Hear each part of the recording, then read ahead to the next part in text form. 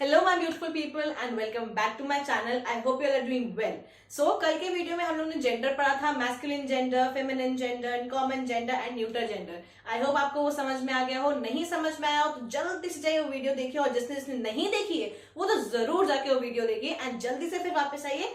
आज हम लोग एक नया टॉपिक स्टार्ट करने वाले हैं और वो टॉपिक क्या है, लेट मी टेल यू। वो टॉपिक है ये, आया दिमाग में क्वेश्चन कि क्वेश्चन मार्क, प्रश्न चिन्ह। हम लोग आज ये क्यों पढ़ने वाले हैं? यस, हम लोग आज यही पढ़ने वाले हैं। आज हम लोग उन शब्दों के बारे में पढ़ेंगे जो हम लोग कभी किसी से प्रश्न करते समय यूज करते हैं, दैट इज इंट्रोगेटिव वर्ड्स। वो शब्द जब हम लोग को किसी कोई प्रश्न करना होता है, हम उन वर्ड्स का प्रयोग करते हैं। हम आज उनके बारे में पढ़ने वाले। Okay, so without wasting much of your time let's get started. So मैंने यहाँ बोर्ड पे दो वर्ड्स लिखे हैं। पहला वर्ड है हु और दूसरा वर्ड है हुम। ठीक है, हम लोग पहले इनके बारे में पढ़ेंगे। जो हमारा हु होता है वो होता है कौन, और ये होता है किसको।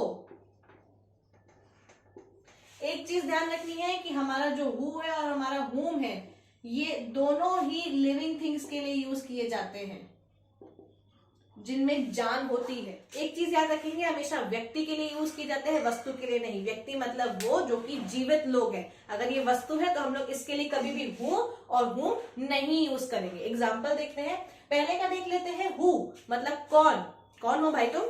Who are you. ठीक है, जब हम किसी से पूछेंगे कि तुम कौन हो, तब लोग हु का यूज करेंगे, हु आर यू। अब हु आर यू, तुम किसको पसंद करते हो, कि तुम कौन हो, तुम किसको पसंद करते हो, who are you and whom do you like, तब आएगा हमारा हुम। एक चीज देख लेते हैं, हु आर यू,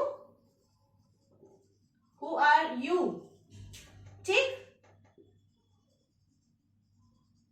हुम डू यू लाइक। ठीक है, तुम कौन हो और तुम किसको पसंद करते हो, तब हम लोग ये शब्द यूज करें। कभी हम लोग किसी से पूछना है कि तुम कौन हो, तो हु आर यू, और तुम किसको पसंद करते हो या किसको क्या करते हो, तब हम लोग हुम का प्रयोग करेंगे।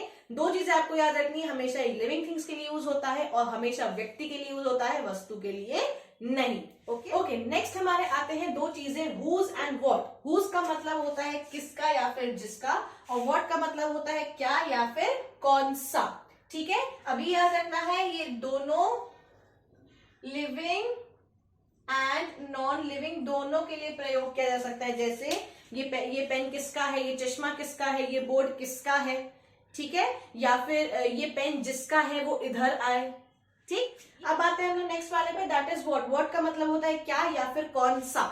ठीक है, एक चीज याद रखनी है, ये हमेशा नॉन लिविंग थिंग्स के लिए यूज किया जाता है या फिर किसी काम के लिए। जब कोई काम कर रहा होता है कि तुम क्या कर रहे हो, व्हाट आर यू डूइंग। ठीक है, मतलब कोई काम तो लिविंग नहीं हुआ ना, काम तो हमसे आके बातें नहीं करेगा ना, वो नॉन लिविंग थिंग हुआ उसके लिए। या फिर व्हाट योर फादर डज, कि तुम्हारे पापा क्या काम करते हैं, तब हम लोग यहाँ पे व्हाट का इस्तेमाल करेंगे। ओके, नेक्स्ट हमारे दो वर्ड्स हैं, एक है विच और एक है वेयर। ओके, तो हमको ये चीज समझनी है कि जो ये विच है ये दोनों के लिए यूज होता है, लिविंग के लिए भी नॉन लिविंग के लिए भी। ठीक है, आपको ये बात याद रखनी है कि जो हमारा विच होता है वो लिविंग और नॉन लिविंग दोनों के लिए यूज होता है। अब कैसे होता है ये बहुत बड़ा क्वेश्चन है। कौन सा, इसका मतलब होता है कौन सा, कि कौन सा घर तुम्हारा है। घर नॉन लिविंग थिंग है, हमने पूछा विच हाउस इज योर्स, कि दोनों में से जो घर है वो कौन से तुम्हारे हैं। या फिर अगर बहुत सारे दोस्त खड़े हुए हैं एक साथ, मैंने किसी से पूछा विच फ्रेंड इज योर्स, कि मतलब इन सब में से कौन सा दोस्त तुम्हारा है। आपने ये चीज देखी कि मैंने जो विच है वो हाउस के लिए भी यूज किया जो नॉन लिविंग थिंग है, और फ्रेंड के लिए यूज किया जो कि लिविंग थिंग है। ठीक है, तो हमारा जो विच होता है वो लिविंग और नॉन लिविंग दोनों के लिए यूज किया जाता है। ठीक, और जो वेयर है वो हमेशा किसी जगह के लिए यूज किया जाता है, मतलब ये प्लेस के लिए, कि where are you going, where were you yesterday, कि तुम कहाँ थे, तुम कहाँ जा रहे हो, तुम कहाँ थे कल, तुम कहाँ जाओगे।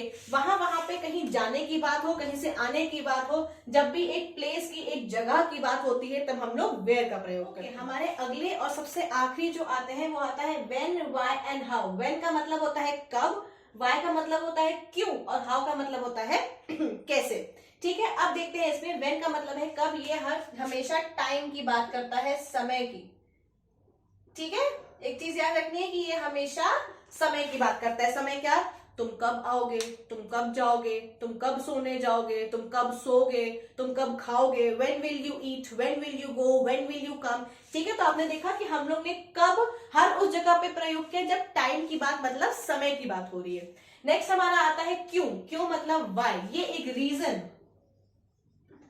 रीजन के लिए यूज होता है, मतलब कारण।